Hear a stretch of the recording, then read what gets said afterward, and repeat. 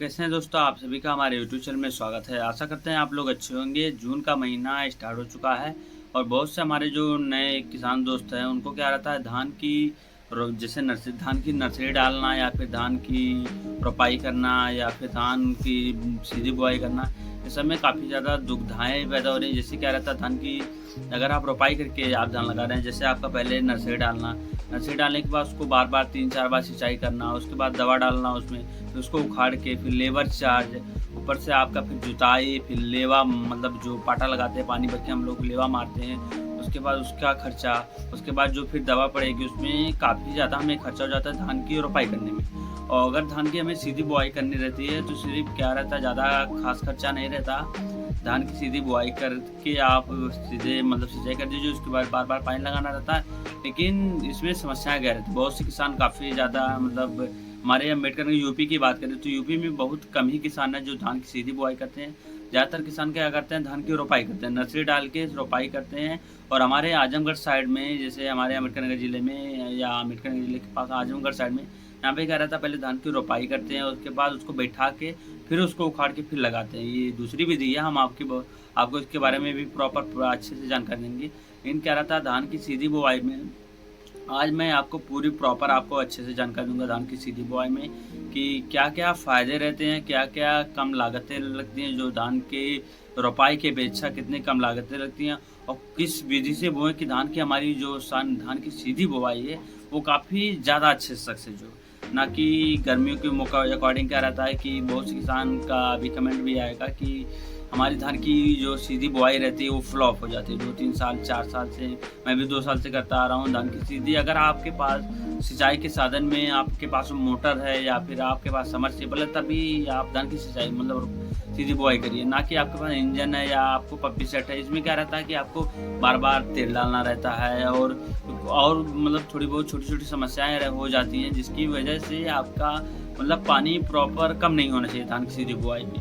धान की रोपाई करने क्या रहता है, 1-2 दिन अगर खेत आप लेट भी सिंचाई करते हैं, जब ज़मीन फट जाती है, जैसे दरारें निकल आती है, उसके बाद भी सिंचाई करते हो तो कोई दिक्कत नहीं रहती। लेकिन धान की जो सीधी बुआई रहती है, अगर इसमें आप प्रॉपर अच्छे से टाइम टू टाइम पानी दे रहे हैं तो ये आपकी फसल धान की रोपाई के अकॉर्डिंग उससे ज़्यादा पैदावारी देगी और उससे कम लागत में। तो हम कुछ ऐसे पॉइंट्स बताएंगे जो कोई किसान आज तक मतलब बताया भी नहीं होगा, ना कोई यूट्यूब पे आपको ऐसी जानकारी दिया होगा कि धान की अगर इस विधि से आप बुआई कर रहे हैं तो इतनी कम लागत में इतना अच्छा रिजल्ट कैसे मिल जाएगा। तो आज हम आपको पूरी प्रॉपर जानकारी देंगे।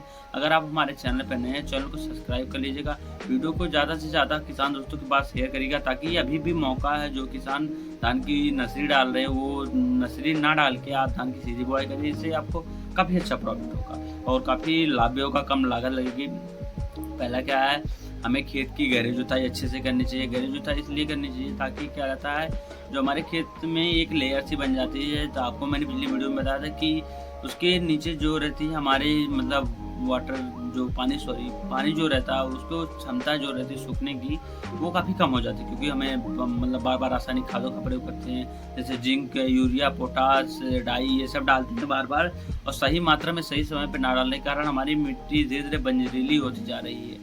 तो क्या करिए, आप ज़्यादा से पहले गहरे से गहरी जुताई करिए। कल्टीवेटर से गहरी जुताई करने के बाद आप ज़्यादा से ज़्यादा मात्रा में देसी खादों का प्रयोग करिए।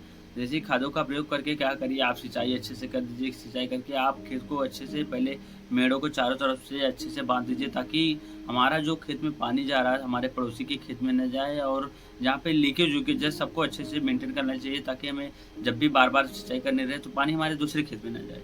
उसके बाद आप अच्छे से जुताई करके आप खेत को भर के, उसके बाद आप कल्टीवेटर से अच्छे से जुताई करके पाटा लगा दीजिए।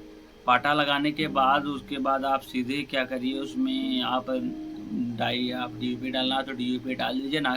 उस अगर नहीं डालने का आपकी इच्छा तो मत डालिए, उसमें कोई मतलब साइड इफेक्ट नहीं रहता। और दूसरा क्या रहता है कि आप सबसे ज़्यादा परेशान क्या रहता है, धान की सीधी बुआई में किसान की खरपतवार बहुत ज़्यादा होती है। तो आप क्या करिए, जैसे धान की nursery same to same process है, वैसे ही आप धान का छिड़काव मतलब धान 2 बीज से बुआई होती है, एक सूखे बीज से एक लेवा मार के पटा लगा के। तो आप क्या करिए, लेवा मार के कीजिए, क्योंकि क्या रहता है बारिश से होने की संभावना काफ़ी चांसेस कम रहते हैं। और इतना ज़्यादा टेम्परेचर कि आज आप बुआई करके आ रहे हैं, गलती से आप 1-2 दिन सिंचाई नहीं की तो आपके लगभग 30 से 40% बीज तुरंत मर जाएंगे, काफ़ी ज़्यादा टेम्परेचर होने के कारण। लेकिन आप धान की नर्सरी मतलब नर्सरी के अकॉर्डिंग मतलब डाल रहे हैं, खेत को अच्छे से समतल करके उसके बाद क्या करिए आप बीज लीजिए और फिर डाई लीजिए, डीएपी आप साथ में मिक्स करके, अगर आपको डालना हो तो मिक्स करके आप अच्छे से लगभग 1 एकड़ में आप 8 से 9 किलो धान की बीज ले लीजिए। आप अच्छे से बुआई कर दीजिए। बुआई करने के बाद क्या रहता है, जब हम धान की नर्सरी डालते हैं तो उसमें हम दवा डालते हैं कि हमारे धान में खरपतवार ना होगी। वो क्या रहता है, एक पाउच जो आता है लगभग 20 रुपये का आता है और आपका 2 हिस्से में हो जाता है। तो अगर आपका 1 एकड़ है तो लगभग आपको बता दें कि अगर आपका 1 एकड़ है तो लगभग 150 में आपका आसानी से 150 से 200 की आप दवा लाइए।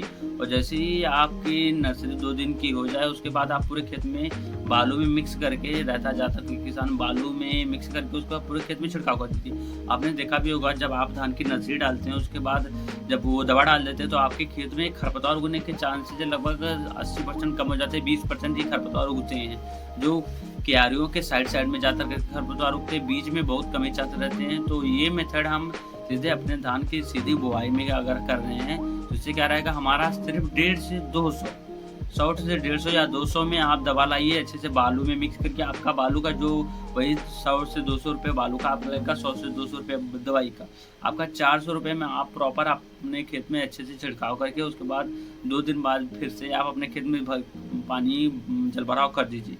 उसके बाद क्या रहेगा, आप खुद देखेंगे, आपने पहले मतलब देखा भी होगा आपके धान की नर्सरी कि लगभग 10 से 15 दिन 20 दिन होने के बाद आपकी देखेंगे कि खरपतवार काफ़ी कम मात्रा में उगे रहेंगे। क्योंकि आप धान की नर्सरी में भी देखते हैं काफ़ी कम मात्रा में जो आपका साइड या बीच में कहीं पर आपके खरपतवार उग रहे हैं। तो आपका जैसे धान लगभग 20 से 25 दिन का हो जाए उसके बाद एक बार निराई करा दीजिए अच्छे से। पहले खेत के साइड में कराइए या फिर और बीच में करा दीजिए।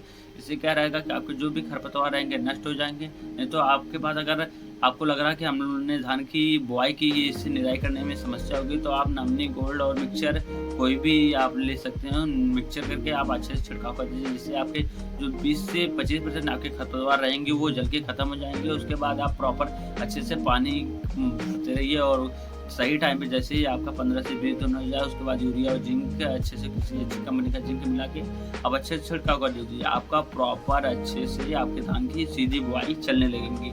और ये काफ़ी अच्छा और सस्ता मेथड है। आपको धान की नर्सरी के लिए आपको समस्याएं रहती है, जैसे लेबर को ढूंढना, धान की नर्सरी उखाड़ना, फिर और काफ़ी बहुत सारी समस्या रहती है। जो उसके बाद धान रोपाई करने के बाद हम दवा डालते हैं, उसके बाद दवा डालने के बाद भी हमारे खरपतवार उग आते हैं, उसके बाद फिर हमें दवा डालना पड़ता है। इसलिए आप इस मेथड को अपना के काफ़ी कम बजट में काफ़ी अच्छा प्रोडक्शन ले सकते हैं और काफ़ी अच्छा रहेगा। बाकी दोस्तों जानकारी अच्छी लगी हो तो वीडियो को ज़्यादा से ज़्यादा लाइक करें, कमेंट करें, शेयर करें और कमेंट करके बताइए ये जानकारी आपको कैसी लगी। और वीडियो को ज़्यादा से ज़्यादा उन किसान दोस्तों के साथ शेयर करिए जो अभी धान की नर्सरी डालना चाहते हैं या धान की सीधी बुआई करना चाहते हैं। इस विधि से करेंगे तो काफ़ी ज़्यादा लाभ होगा। मिलते हैं आपसे अगले वीडियो में। आज के लिए धन्यवाद दोस्तों।